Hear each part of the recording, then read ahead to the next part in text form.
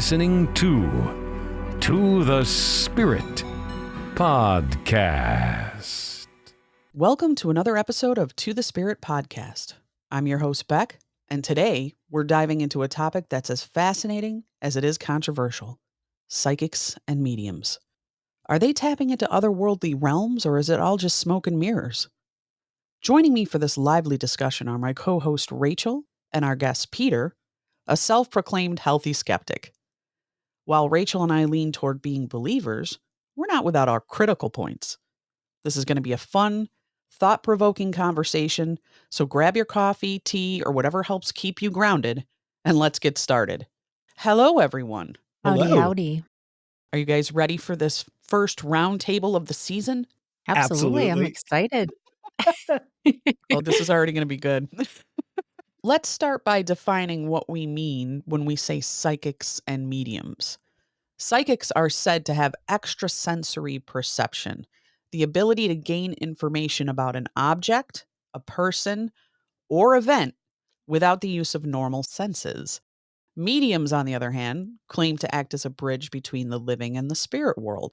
There's no denying that psychics and mediums have captivated people for centuries, from ancient oracles to modern-day TV personalities. But here's the big question. Is there solid evidence to back up their claims, or are they masters of the art of suggestion? I thought we could kick things off with some notable examples of psychics and mediums who've shaped public perception. Sylvia Browne, for instance, was a household name, but she also had her share of controversies. She made predictions that didn't come true, like claiming Amanda Berry was dead when she was actually alive and in captivity. Yet, many people still found comfort in her readings. How do we reconcile that? It's one thing to be a psychic predicting love or the lack thereof. Can you tell me where my love life's going? Nowhere. But there's nothing funny when it comes to predicting life or death. She's gone, honey. Do you know where she's at? In the house or under the house. In that case, psychic Sylvia Browne was right. But now she's under attack What a horrible human being. for being wrong about this girl. Help me, I'm Amanda Berry. Almost 9 years ago, Amanda Berry's mom went on the Montel Williams show where resident psychic Sylvia Browne spoke of Amanda. I don't think I'll ever see her again. Yeah, in heaven on the other side. The WMMS morning show in Cleveland reenacted the transcript. The host read the part of the psychic. I hate this when they're in water. She's not alive, honey. Not alive? Then who's this? I've been kidnapped and I've been missing for 10 years and I'm here, I'm free now. Amanda's mom is the one no longer alive.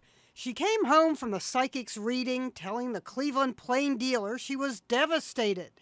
She died a little more than a year later after being hospitalized with pancreatitis. Now Sylvia Browne is getting ripped on social media. Browne is a grief vampire, nothing short of evil. You didn't have to be a psychic to predict what Sylvia Browne would say about her mistake. I have been more right than wrong. If ever there was a time to be grateful and relieved for being mistaken, this is that time. Only God is right all the time. My heart goes out to Amanda Berry. There was one part of Sylvia Browne's prediction that her supporters say turned out to be accurate. The radio host read the psychic's words describing the man who took Amanda. Is this sort of Cuban looking, short, kind of stocky build, heavy set. Turns out the suspect is Latino with the last name Castro. One commenter posted, "Psychic wins lottery again, the headline you will never see anywhere." Instead, we saw this headline, and even we could predict what that could do to a mother's head. Jeannie Mo, CNN, New York. Rachel, as a believer, do you think a few wrong predictions discredit a psychic entirely, or is there room for human error? When a psychic gives a prediction, they could have a very specific vision and they saw the vision of what that person had the intention to do. So if we had to compare it to reading tarot, the future card, which I always say the future is never definite, because it depends on what decision they choose. She might have very well saw a decision that someone was going to make, and then they changed the decision. Also, when you're a very, very famous psychic, sometimes I can discredit because I feel like the realist psychics are more low key, personally. It's difficult, right? So before the podcast started, I wrote down a few key words, and these are words that I think really attach themselves to the audience of people looking for either a psychic or a medium's talents. And some of these words work really well for this case. Words like hope and desperation and need.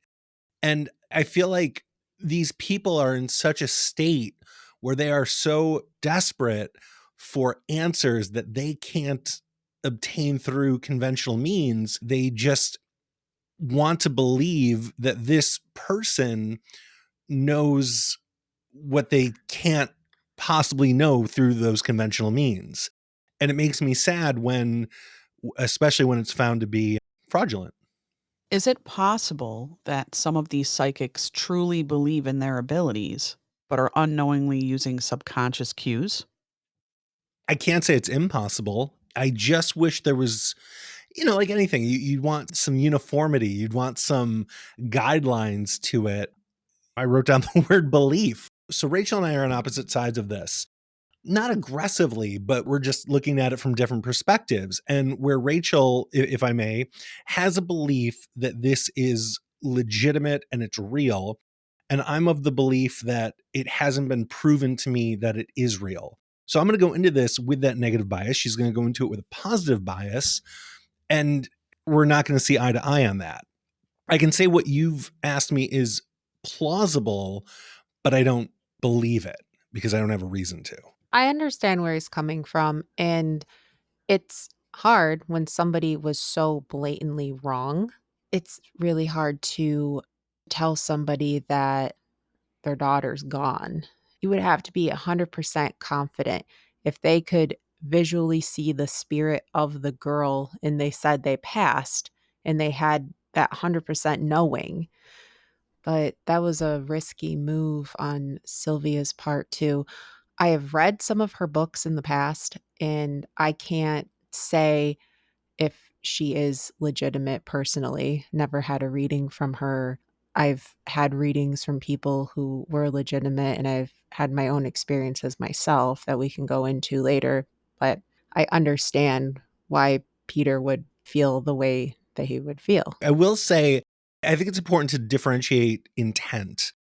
I think there's a big difference between fraudulent people intending to commit fraud versus people who honestly believe that they're able to do the things they claim to do. It might just be semantics, but I do believe that that's something important to look at.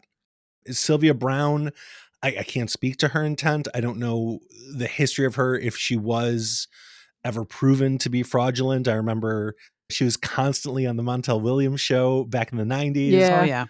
I know that there are fraudsters out there that their intent is to take advantage of people that are desperate, that are in need. And then there's people that truly believe that they have this gift of being able to see things through the veil. Let's talk about the skeptic side of things.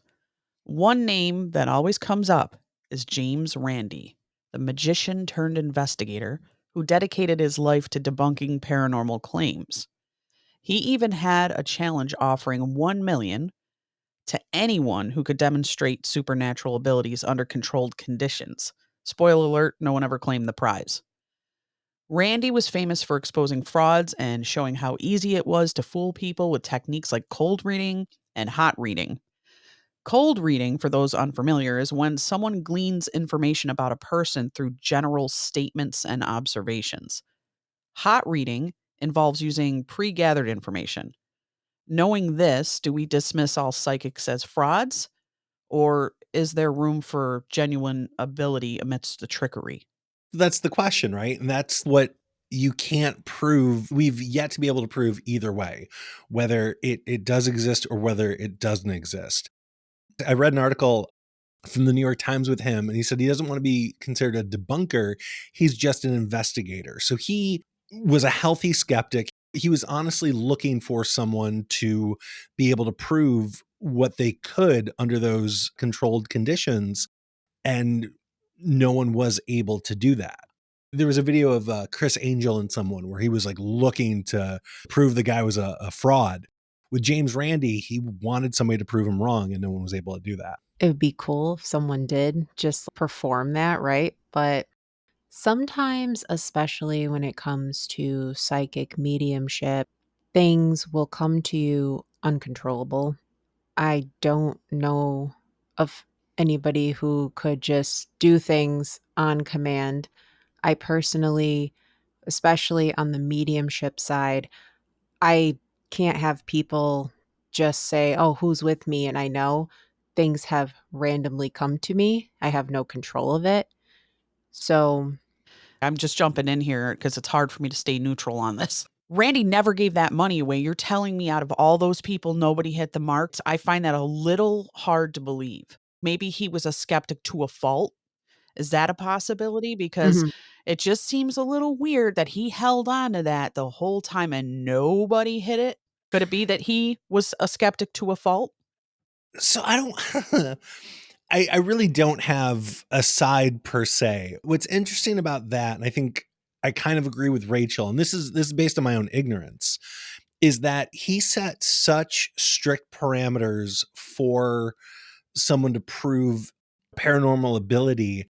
I just don't know if the conventional science, I don't know if it worked for it. I don't know that it was a fair request. But again, my own ignorance of the paranormal, it just seemed set up to disprove more than to be open-minded for it. Mediumship is not a cure for grief. It can be very therapeutic and very healing and very helpful. It can be extremely empowering when you understand the process. But if you're looking for a reading to fix your grief, it does not. So I want to be very, very clear. I am ready to go. There's a younger male energy in this section that makes me feel like this would be son, nephew, grandson. There is a Cancer connection that comes up here. Does this make sense? Where's Robert, Robbie, Rob? Where's the R? Can I get the mic to you guys over here? The four of you all together? The three of you? Okay. Robert? My father. Passed? Yes. Okay. Cancer? No. Where's the bone issue? There's two. There's my grandfather and his mom. Somebody had something that affected their bone. His mom. She had bone cancer. So your mom had the bone cancer? Yes. Okay, and passed from that? Yes. She's making me feel like when she passes either around or on a governmental holiday, or something that would be celebratory, but for the country. My father. I'm seeing the American flag. So Yeah, when I see the flag, my father. yeah, when I see that, it lets me know that we're talking about like either July September 11th. Yeah, it's July 4th, Veterans Day, Memorial Day. Did he pass in the September 11th? Yes. He's a fireman. Your dad is Robert. We already Yes. addressed that. Are you the baby girl of the family? I'm the only oldest girl. Okay. He's making me feel like you're the baby girl. Like that's how it's coming across to me. He's also making me feel like, is his mother still here? He's telling me to acknowledge Yes. his mom. Yes. We need to make sure that his mom knows that he came through. She needs a big hug. Okay? A huge hug. I always say that, as mom, there's no greater loss than the loss of a child. Don't lose sight of that as a feeling. Okay? Now, you talked to him that day? Yes, I did. What I Yes. don't understand, though, is from him, is he's doing something very different for me than I think the norm would be for what he would do. So if he normally did ABC as a firefighter, that day he did 1, 2, 3 in addition to ABC. It was his first day back to work after surgery. Okay. And he was working in a different firehouse. Because my feeling is that he He made the doctor put him back to work. he wasn't doing what he would be doing. Right. Okay. And do you have 2 boys? I do now, yes. he's My too- young other son passed away last year. He's telling me to talk about the Did- 2 boys. So you lost your son after your husband? Yes. That's his son as well? I had 3 sons. Right, but one of them has passed? Yes. After him? Yes. So it's your brother who passed? Yeah. It's so funny. It's like, they don't want to talk about it. Was he killed? Just yes or no, as best as you can. No.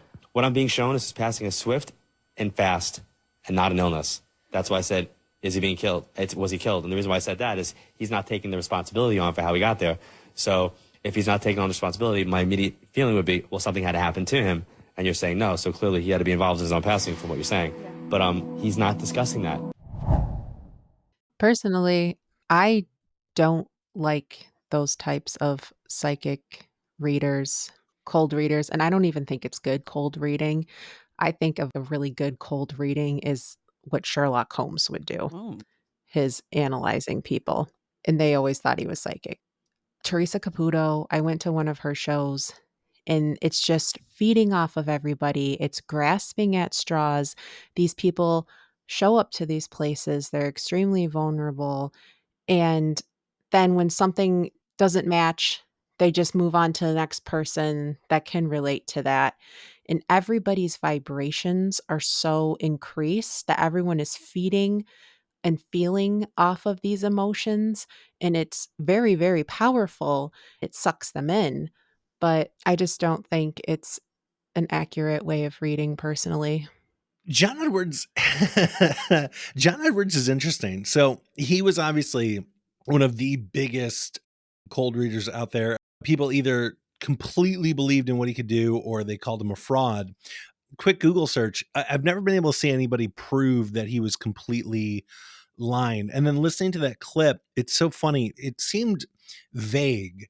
The whole thing was completely vague, except for a couple of things. But even those couple of things, I wrote down 2 boys, which seemed specific to me. But then I started thinking about it.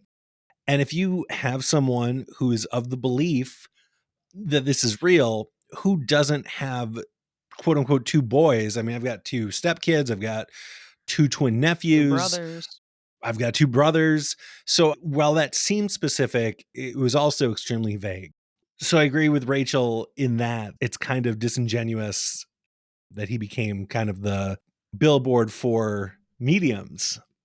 Maybe I heard Rachel wrong, but she said for somebody that does cold reading, she liked Sherlock Holmes. And I thought that was really interesting because a lot of the criticism for cold reads and mediums is that they use trickery or psychology to get their answers. And Sherlock Holmes, if you look at especially the Robert Downey Jr. movies where he did the internal monologue, he used rational thinking, deduction to come to a conclusion, which completely separates itself from any kind of paranormal ability. For Sherlock Holmes, it was just a really good analyzing, and he would have been a phenomenal fake psychic if he really wanted to be, because he was on point, way No, better than John 100%. Edward. But the idea, though, is that it's a paranormal skill set that you're able to see things that the normal person can't.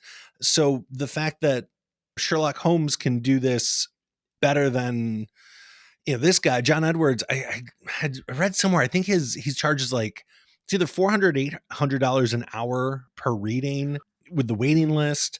So he does this with, alleged gifts, but somebody like Sherlock Holmes, who's just intuitive and again uses rational thinking and deduction, can come to the same answer, but better, I think hurts the argument that there's a paranormal aspect to mediums. I want to jump back for a sec to you, Rachel, because you had mentioned you have a disregard for platform mediums, and those are the ones that stand on stage or rent arenas or tour, like Teresa Caputo, John Edwards. Do you think there are any legitimate platform readers? It's hard to say. I feel that people who are ultra famous, I just think that there's lines that they cross. I don't think that a lot of psychics that are legitimate are in it for the fame. And the more famous they get, I think they slip away from what they're really meant to do. Let's say a psychic gives someone an eerily accurate reading. Rachel, would you assume it's genuine? It would depend on what they said, how they said it, and the person that was getting read, how they reacted and what they said.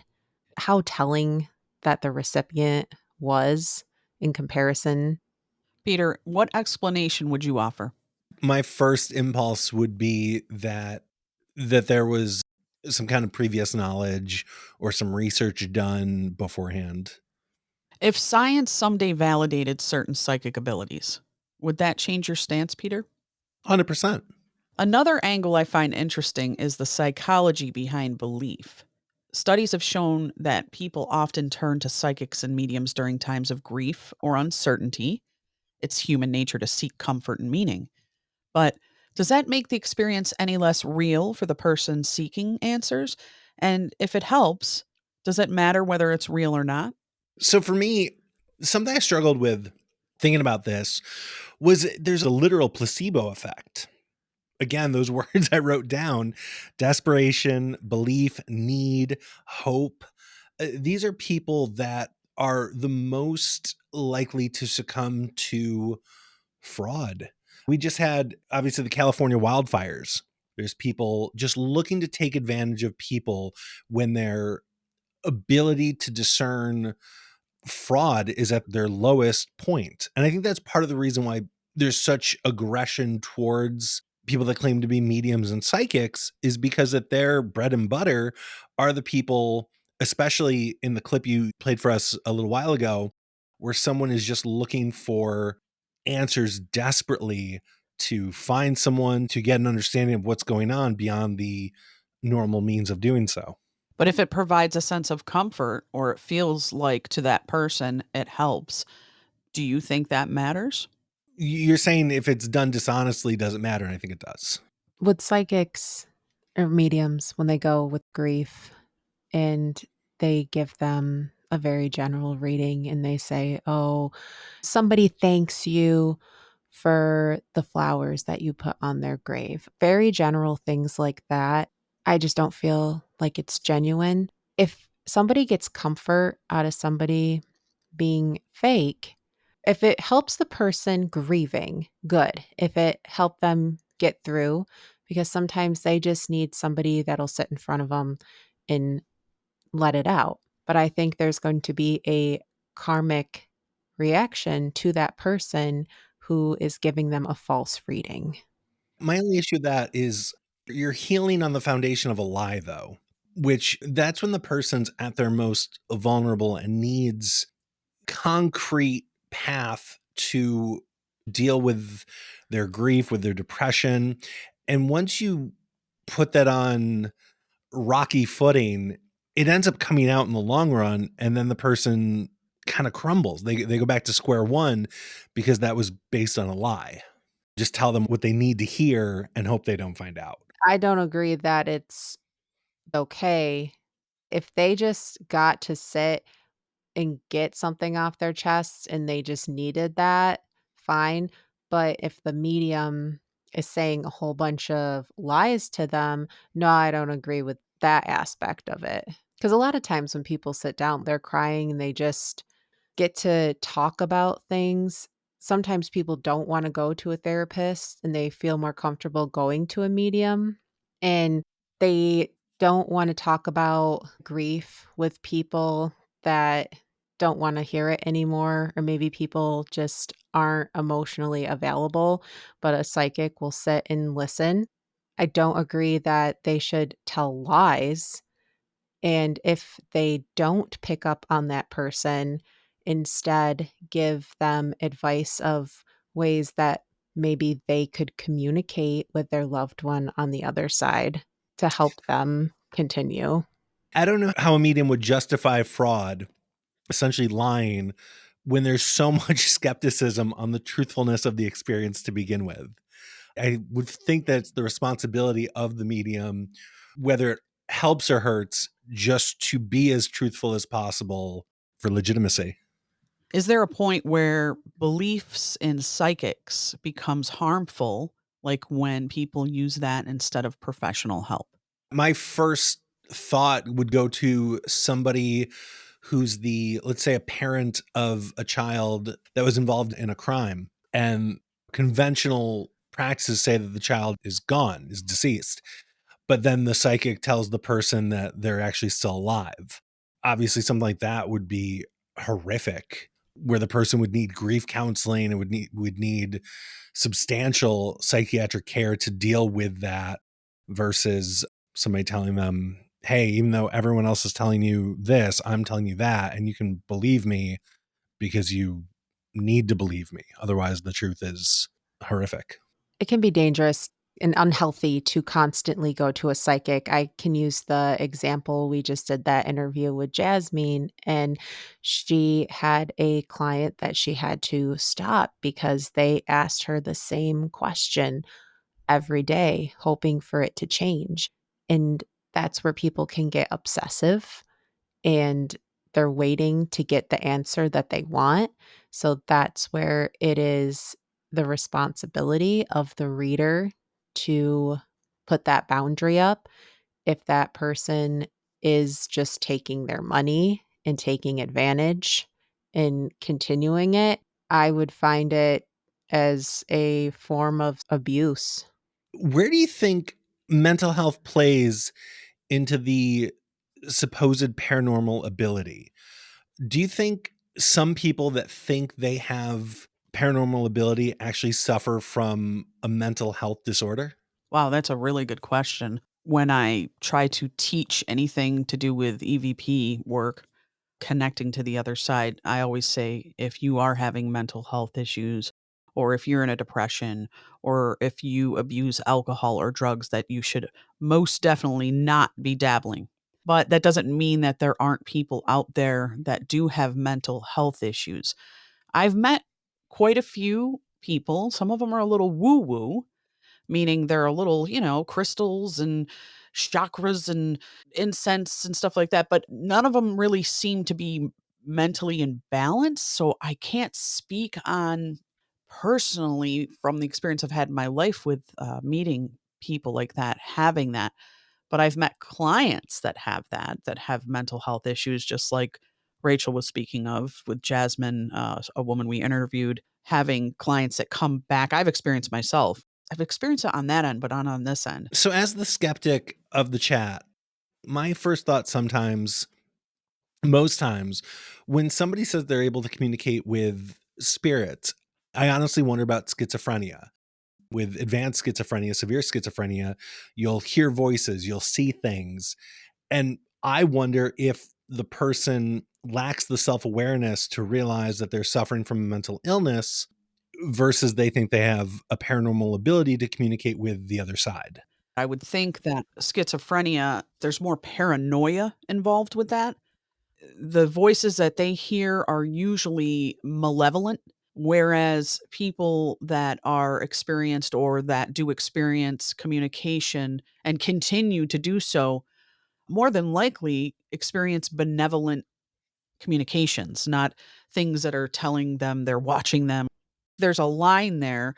I can't rule it out. Yeah, I wonder sometimes when people have schizophrenia and they have these dark thoughts, they hear these things, are they actually dealing with a form of possession Right, or some sort of rather than just a attachment. mental Yeah, illness? yeah. Could be a possibility as well. An attachment or something that maybe they truly are seeing, but they're unable to explain or express properly. That's super interesting. I don't want to hijack, but I'm very curious. So for me, when I think possession, I think Catholic Church, I think demons. Does it follow a specific school of thought in that manner, like a specific religion, or is it much more broad and all-encompassing in that regard? Because I would have thought them as two different things, but I guess it's just a big metaverse of supernatural. There have been cases from all different religions. India, they've had cases of demonic possessions. They may call them something different. We're shown in the Western media, obviously, possessions, and the Catholic Church comes in with a priest and does their thing. But the belief was that you've got to let that entity into you or be weak enough to allow that in. Doesn't happen as much as you think it would. Usually females that get taken over, if you've noticed. It's very rarely a male. So there's weird things involved with that. And there's different traditions depending on what the home life is like. In Jewish traditions, there is a demonic entity called a dibbick, and I know that they feed on really negative environments and they try to take over the person who is in a very, I would say, a low vibrational energy so they can take over them. They could experience all these things and possibly be diagnosed as schizophrenic. Let me ask one more question, and this actually kind of ties back into psychics and mediums, but with the exorcism part of it. Ed and Lorraine Warren, famous demon hunters, obviously, I think there's like 9 movies based on their lives. What do you two think about Ed and Lorraine Warren and their story? Do you think they were real I think it was just Lorraine that was the actual psychic. Do you believe that she really had that gift and they were able to do what they did? Or do you think, kind of what Rachel was saying earlier, they just hit a big stage and made money off of that? This can go either way. There's a lot of skeptics out there, and there are people that want to discredit her and Ed. I look at it a little differently, and Rachel, you can share your thoughts on this. First of all, Hollywood glamorized everything. Obviously, they dramatized it all. So what we see in the movies is completely ridiculous. But there is, But it said based on a true story. yeah, right. But there is something to this. They do have a room where they keep these objects that are really haunted. I mean, even Zach Baggins wanted to get his hand on some of these items, and they have to be Annabelle. Yeah, and they have to be handled extremely carefully. There are items that are cursed, and I do think that Lorraine did have an ability, and I thought, what a strong person to be able to walk in to some of these places like the Conjuring House, places that were proven to have paranormal activity. Mass amounts of crews had gone in there and experienced hauntings. So I do think there was something to her ability. Ed, I think they kind of tackled it as a team, and I think they were both religious as well, which kind of have to be when you're dealing with that. I'm team Lorraine myself. I'm not so sure about Ed, and it's just tough because I don't know that everything was above But you board. believe she was legitimate and that their investigations and whatnot were true? My opinion is yes, but I don't know the absolute truth, but my opinion is yes. So I love Ed and Lorraine in the movies. Yeah, The Conjureverse. Um, Thank you, Beck. I couldn't think of what it was called, but that's there's literally like 9 Yeah, movies. yeah. I call them like the Warren verse. They are great. Lorraine, I watched her in the show Paranormal State, Yes. and I really liked her in that show. What they depicted as Ed and Lorraine Warren as having a very strong marriage, I found out, and I'm not sure if it's 100% true, but I did some research on the Warrens, and Ed, he had some weird stuff going on with him. He allegedly had this underage affair Ooh. going on in the Ooh. house. And yeah, I found out like all this weird stuff, and I didn't like that, and it kind of took away from them for me. So I'm not so sure about Ed, but I think Lorraine had the gift. As you said, they were extremely glamorized. My first thought is, because of the world we live in, there's people out there that are like, oh, all that stuff about Ed is BS. They're just trying to discredit him because they want you to think it was all a lie and that the supernatural doesn't exist and it's all a conspiracy. Politics, celebrity, there's always good and bad. There's always skepticism versus realism, and did they really do it or did they not? It's in every facet. There's good actors and bad actors and everything. We could go back to Sylvia Browne and say that was some sort of setup to humiliate her. And what if the girl was actually dead and Sylvia did know that, but then they had this other girl Call in. pretend to be the girl and be like, "Oh, I'm alive." And maybe she could have been completely accurate and they wanted to Discredit her. Yeah, Yeah. and embarrass her. So how do we get from belief to truth? That's the age-old question. I don't know if that's ever gonna be resolved because I think people stand firm in their beliefs no matter what. I mean, you and Rachel are really smart, so I was hopeful. When it comes down to it, I can only attest to my own personal experiences that I can't debunk. Yeah, I think you have to use the your long own run. discernment. It's a case by case, individually. How do you receive it? Is there anything that can be done or anything anyone could say that would ever make you second guess your abilities or experiences to be false?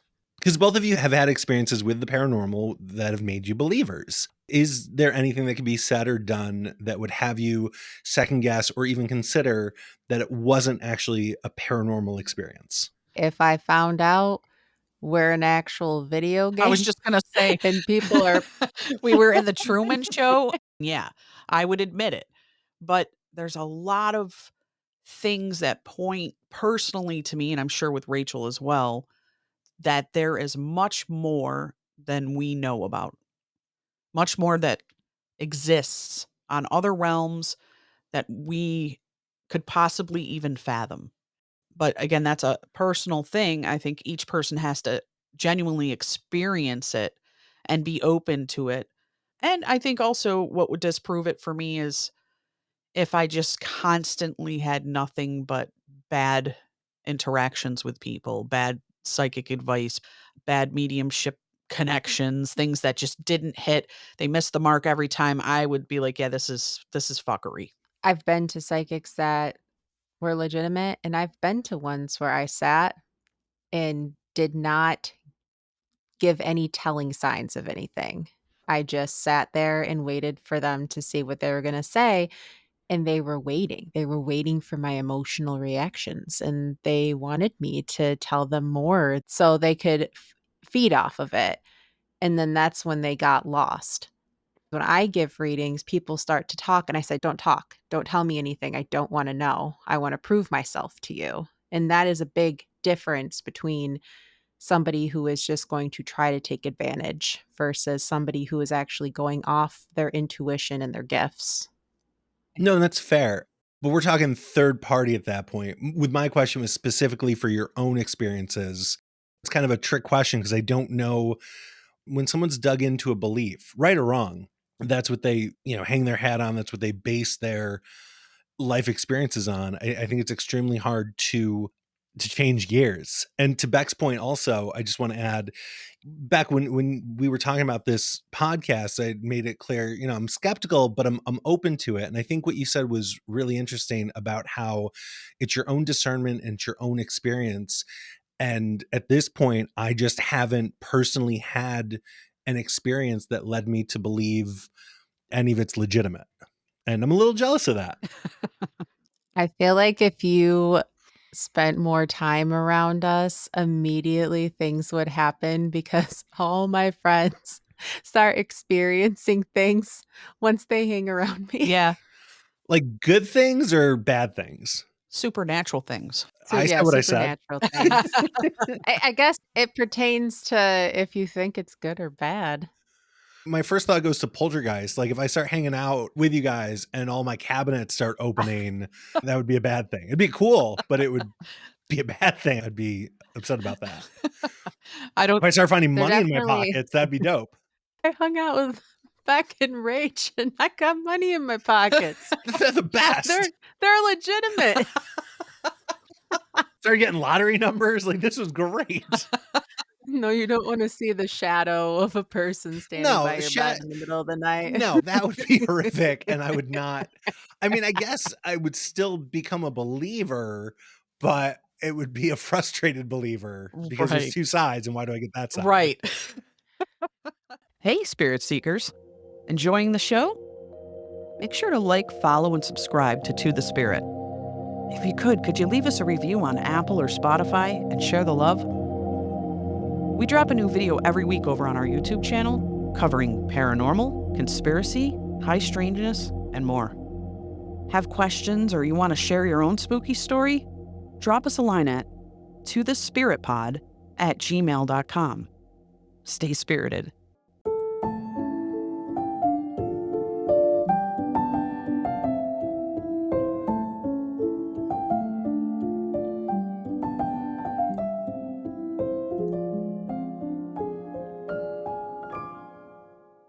When it comes down to it, though, someone would have to say, you are just a character in my game. I implanted these thoughts in your head, these visions in your dreams. I created it all, and you're not real, and this world isn't real. So it'd have to And be Grand I'm Theft going to be a Auto lot. or The Matrix. Yeah, I'd have to be somebody's sim, and I'm going to have a lot more issues besides just knowing that I'm actually not psychic. I could envision you just denying it, saying, no, this isn't real, that couldn't possibly be the truth, and still fighting that would be legitimate. There's no way you'd just say, oh, okay, good to know. No, I'd be fighting it. I'd be like, what are you talking about? My whole world would crumble. Yeah, my world would crumble. No, if they showed me, they say, see this button? I'm going to push this and you're going to think this. And then it happens. I'm going to go, oh, shit. Dude, AI is I guess crazy. I'm a That sim. I don't think that's as far off as you think. I honestly think that 50% of the people on this earth are NPCs anyway at this point. I just Mhm. told Michelle what an NPC was because I was talking to a guy and I'm like, that dude was an NPC. They exist. Well, They for people who do. don't know what an NPC is, it's a non-playable character. This term came up with video games, and these are characters. RPGs. Role-playing games. So when you go in around the video game, there are people that are walking down the street, and they don't really interact with you unless maybe you bump into them and you get a. "Ugh." But they're just kind of programmed to do as they're told, right? And so I do believe. One or two lines, and Yeah. then they repeat it, and there's no real essence to the person. It's just they're there to be there. That's it. To fill up space. And what's interesting is, I know I'm going off track, but I'll get us back on track. But someone my had fault. said that these NPCs, how you know someone is an NPC is that they don't have an internal monologue. And there are actual people that say they do not have them. And if you ask Oh, I them, wish I was an NPC. right? Isn't that wild? They don't Oh. have a voice in their Right. head. That'd be so peaceful. No. Have you met anybody like Well, that? I mean, it probably would be, but that's like having a lobotomy, basically. My insurance wouldn't cover it. Let's dive into some other examples of psychics who missed their mark. Jean Dixon famously predicted that a blue-eyed Democrat would win the 1960 presidential election. She was right about Kennedy winning, but her broader track record was far less accurate. There's even a phenomenon named after her, the Jean Dixon effect, where people remember the hits and forget the misses. And there's Uri Geller, famous for bending spoons. He faced accusations of using magician's tricks and was challenged by James Randi. Peter Popoff, a televangelist who claimed divine powers, but was exposed for using a hidden earpiece to get personal information about audience members. And of course, we all know Miss Cleo, the iconic spokesperson for a psychic hotline. Well, she was exposed as an actor rather than a psychic. Tell me now. Tell me. I'm going to play a clip of a psychic's bold prediction that was proven wrong. All right, so a psychic went on Fox News to predict Trump's 2024. Let's do just one card. We like that one. What is that? I mean, I do recognize that I'm at Fox TV. I have a sense of loss. A sense of loss. But it's very specific. No, let me move on. That was about Trump in 2024. Would he win the election? And she immediately said there's a sense of loss as soon as she flipped her card. She was doing a tarot reading. So it's funny, when you were talking about that, my first thought was every presidential election, right? There's always, it's always a different name because as we go on, the names fall off. But it's like, this person's been right the last 8 elections, and this is their methodology. One was they were counting blinks, like how many times the candidate blinked during the debates. And it's without fail every year. There's always at least one that hasn't been wrong in the last 20 years or whatnot. It's such BS. Well, for me. So maybe that's the inner skeptic coming out, but it's such garbage. I hate it. That's where I'm strong about these predictions that beforehand. It's the same thing for the Super Bowl, for any games. It's like, oh, this person knows what they're talking about, but you don't know until the end. And if they're wrong, well, they were wrong, big deal. And if they were right, it's luck. I say it's luck, especially with predictions like that. On the flip side, there are moments that make you go, wait, maybe they are onto something. Edgar Cayce, often cited as one of the most accurate psychics in history, he gave health readings that reportedly helped thousands of people. Then you have Alison Dubois, who inspired the TV show Medium. She claimed to use psychic abilities to help law enforcement. How much weight should we give to anecdotal evidence?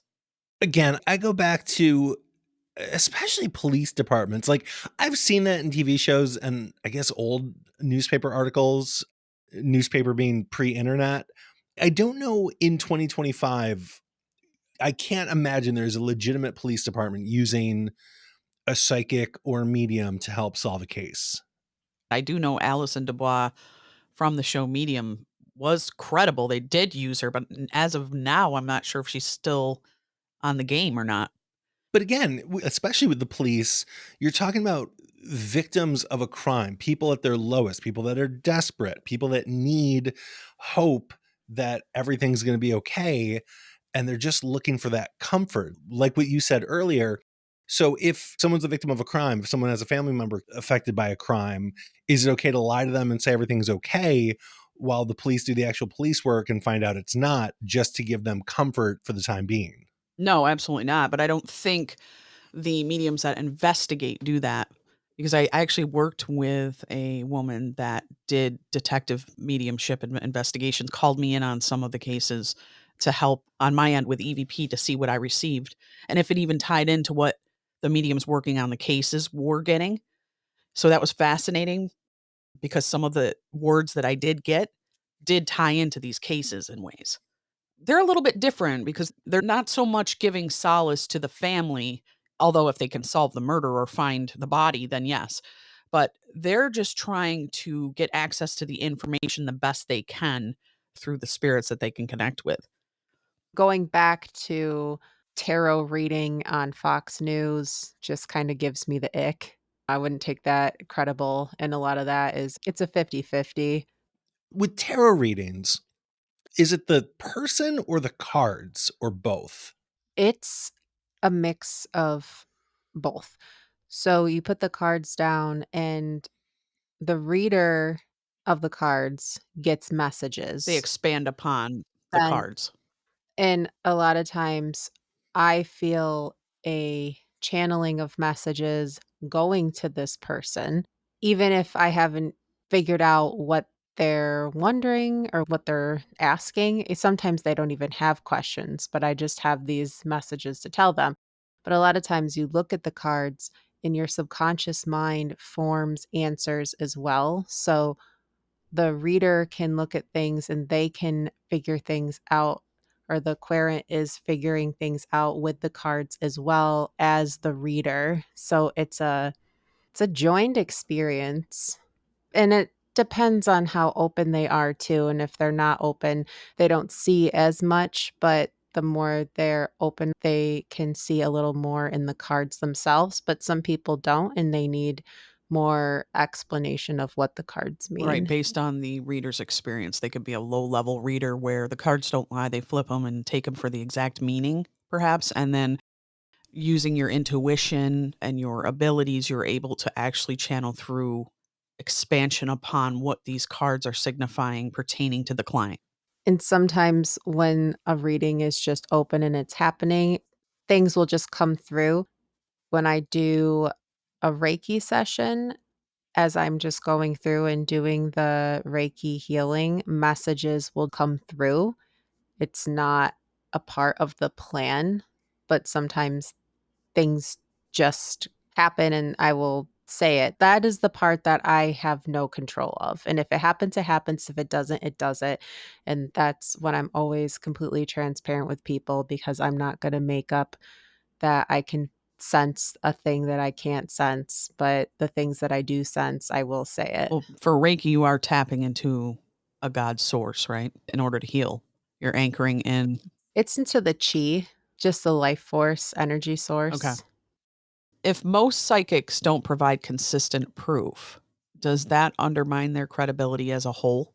Where the James Randi challenge is potentially unfair, I think it might be unfair to use that kind of conventional wisdom to disprove the paranormal in that regard. And that's only because I know that I don't understand it. And I know it's separate from what I'm used to and the scientific method for proving something to be true or false.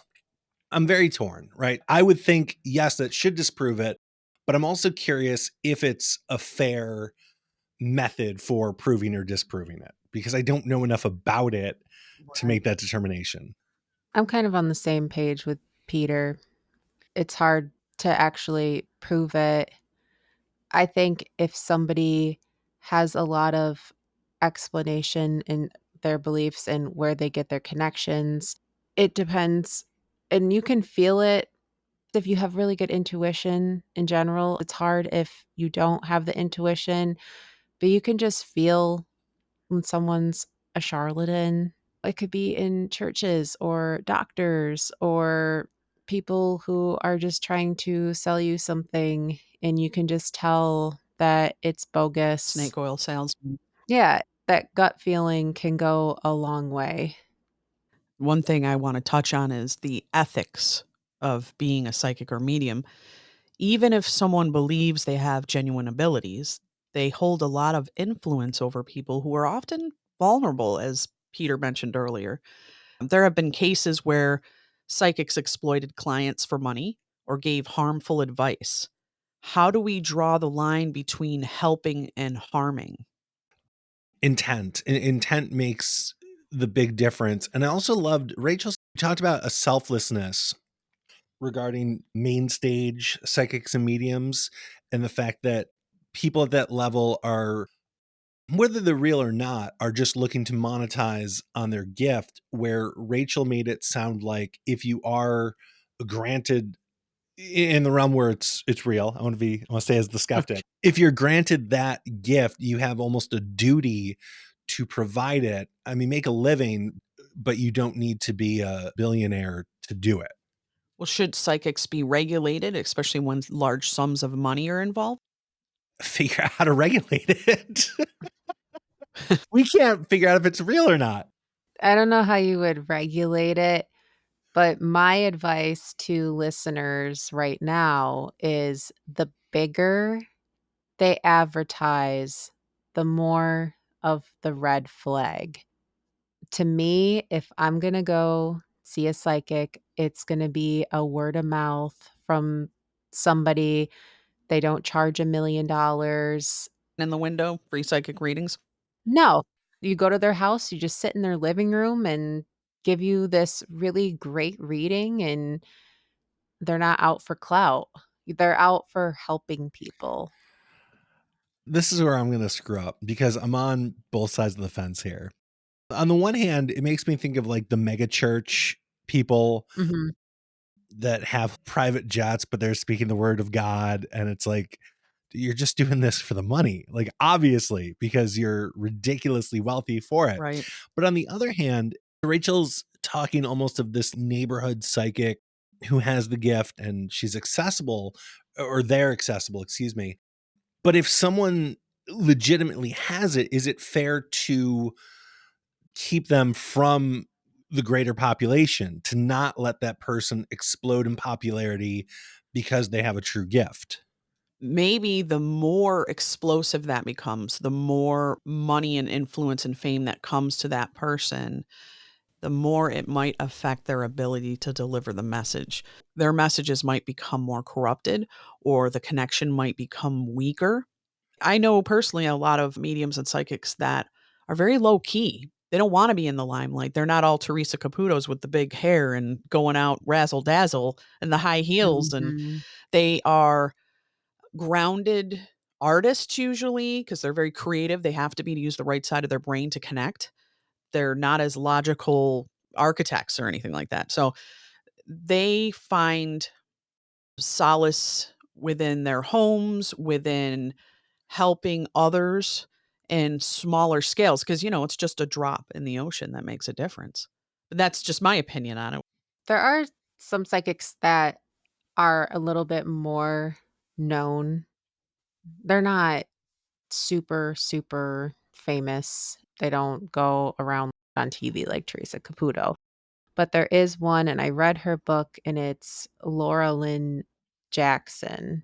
And she was on the series Netflix Surviving Death. And her book was really great. She does really good readings, and I see her as a legitimate person. And she even admits that she can't do too much because it physically makes her ill.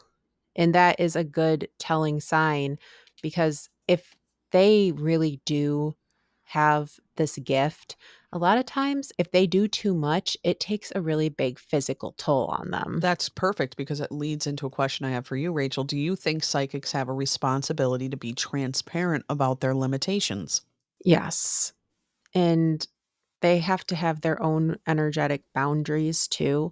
When I give readings and somebody is just trying to feed too much, I know when to put that boundary up, because some people, they'll actually siphon you of your own energy and you feel horrible. So you have to take those measures in kind of protecting yourself energetically. Peter, let's say you're a skeptic investigator, which you kind of are. You just walked into a psychic reading and you're determined to figure out their tricks. What questions would you ask and what red flags would you look for? Well, first of all, I'm going to start being nicer to Rachel because I want to sign up for a tarot card reading. I'd have to give it more thought. I guess I'd be looking for a couple things. I'd be looking for whether there's a sense of vagueness. If I'm just getting my horoscope, I'm not going to think it's legitimate. If the person goes too in depth in the wrong way, I'm not going to think it's legitimate. I would go in completely open-minded. Well, as open-minded as I could. Like, I'm going to go in thinking it's probably not going to be real, being honest. And then see what happens that either reinforces my negative bias or makes me question how that goes. Even if it was the most amazingly accurate, specific reading, I would probably still walk away from it like I'd just seen a magic trick, trying to figure out what the trick was and not believing it was legitimate. You're just a very logical side. You're on that side of the brain, like you want to and it's find not the logic behind it. It's not to be a jerk. Like, I would love, because so many doors would open up in my own belief system if I believed any of the paranormal was legitimately real. I think that'd be super fun. I just haven't had that experience. I had a conversation pre this with my brother, who's a medical professional, super smart and non-religious, and he's telling me that he's had experiences with ghosts, and that threw me off because a lot of people have ghost stories, if you will, but I wasn't expecting him to say it, let alone multiple. So that threw me off. It almost does make me question, like, is it me? But I don't know. I haven't been lucky enough, I guess, to have that experience. I noticed the pattern with people that are in your category of skepticism, because I believe there's kind of a wall up around you. People that see UFOs, they say, are tagged. So anytime they go out, they can see them. They will see a UFO. And if you're lucky enough to be around them and they've seen them previously, you're going to get to witness that with them. And I think it's the same thing with spirituality, paranormal, psychics, mystics. Once you've had that big aha moment, it would be hard. It would have to be something really random and, oh God, I don't know. I don't know. I had a hair client who would do cards, and her mother was a card reader and her mother was psychic, and she would always say, I never feel anything. I never get anything. I want to, and I don't know how to. So every time I saw her, I would give her tips and tricks, and I kept reading her cards and she kept opening up more and more. And then every few times I'd see her, she would tell me about a crazy thing that happened to her, all these paranormal experiences, and all of a sudden she's opened up to it and she's having dreams and she's remembering them, and then she's seeing things, and her phone gets pushed off and her jewelry is rearranged, and all these crazy things happen to her. Not in a bad way. She's not upset about it. She thought it was just really cool because she never experienced anything. But then the more she opened up, the more she actually had these experiences. So if you do have a wall, but if you want to feel it and experience it, there are certain things that you can do, because I even had more of it when I was a kid, got away from it, and then I decided I wanted to have it back. So I did a lot of practices to strengthen it back, because it's like a muscle. So you can open up and you can experience it. It just takes a little bit of work and effort. It is a muscle that you have to flex all the time. In my head, I'm imagining it as a choice where event A happens and you can either make the leap that it's paranormal, or you can find a rational explanation for it. And the rational explanation seems more likely than it being paranormal. We're getting on to the science holding hands with the spiritual. And in the case of your brother, who was a doctor, you say, or he's in the medical field? Yeah, he's a nurse. Okay. I'm going to say he's only a nurse because there's a chance he's going to hear this and it's going to set him off the edge. Okay. Your brother, the nurse, works in a hospital setting? Yes. Okay. Who probably does a hell of a lot more than the doctors. Yeah, well, Shout out. Oh, that sounds like a nurse. My appreciation of nurses is skyrocketed so much knowing him and his day to day. It's crazy. And he works in one of the most paranormal establishments on earth. Hospitals, people are coming and going every minute. And if you really ever want to experience paranormal, go into a hospital. As a skeptic, just sit in there. Spend some time in a hospital. It gets a little creepy. I can hardly handle being in I can't handle hospitals. it. It's really difficult. So I do want to follow up. I have one question I thought of, and I should have asked it way earlier when we were talking about the Sherlock Holmes comparison. But what do you two think about people that can duplicate the abilities of psychics and mediums without actually having those paranormal abilities, that essentially copy, obviously under fraudulent circumstances, but do it seemingly successfully? I think they are talented in their own way to be able to pull that off, to have the knowledge to cold read and to maybe get the information in advance. If they're posing as a psychic, that's unethical. But if they are like Sherlock Holmes and I'm just that good, I'm that brilliant, and I'm that smart, I'm just that good at knowing that, not because I am psychic, then good for them. But if they're saying it's because I'm psychic, then I think it's unethical. But doesn't it delegitimize a little bit, at least, the ability of the actual psychic or medium, that somebody without that power can do the same thing? But they're not doing the same thing. Oh, yeah, they're not doing the same thing. I don't look at people and say, oh, you did this and you did this all the way up to when I saw you. And then they go, oh, how did you know all that? It's more of, I can sense something else. Like, okay, for an example, I'll just throw one random thing where this is where my mediumship really started coming in. I'm at work. One of my colleagues' clients was there when I was talking about the full moon. And she tells her client, who I've never met, I don't know, that I read cards. And she's like, oh, I want to get my cards read. I said, cool. Well, I have to take care of somebody and then I will read your cards. So I go take care of this client. In my head, over and over and over, with a lot of energy, I just hear the name Ron. And it's just over and over and over again. And I think it's very odd, but I'm like, I'm just going to put a pin in it and we'll see if this has anything to do with this card reading. So I finish the client and I read my coworker's client's cards.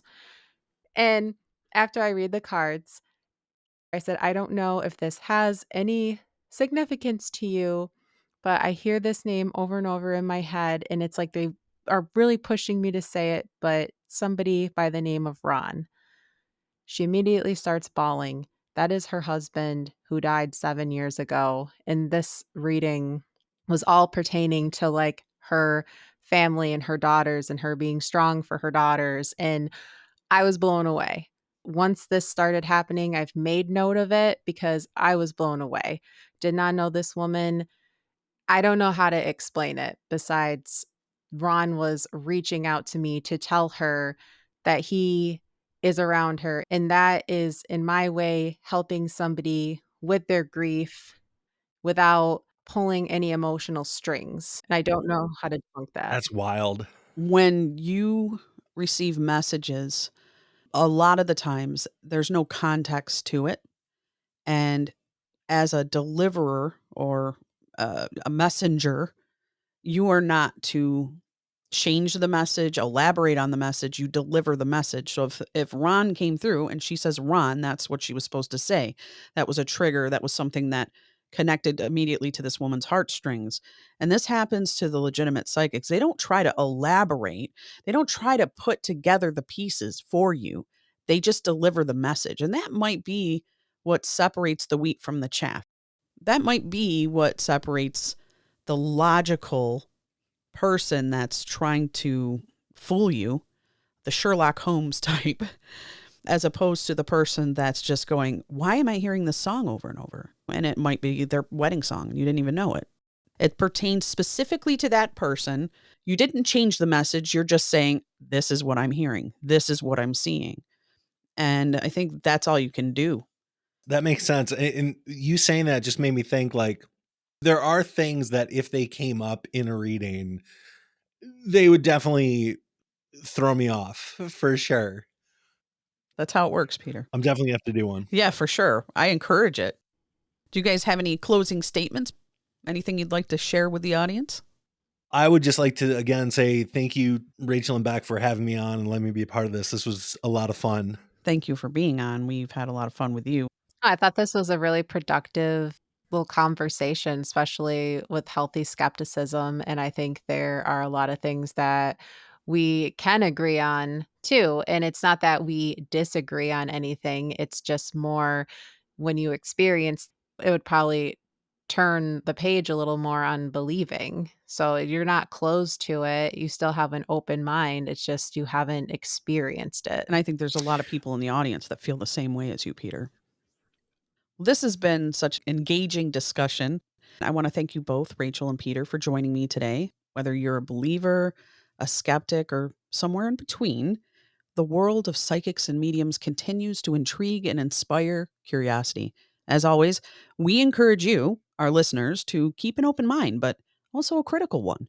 If you enjoyed this episode, please leave us a review and share it with your friends. Don't forget to follow us on social media and send us your thoughts or experiences with psychics and mediums. Until next time, stay curious and stay spirited. To the Spirit Podcast. Supernatural Science. I'm ghost. Psychic. Mystic. Spirit. Divine Source. Heaven. The dead. It's magic.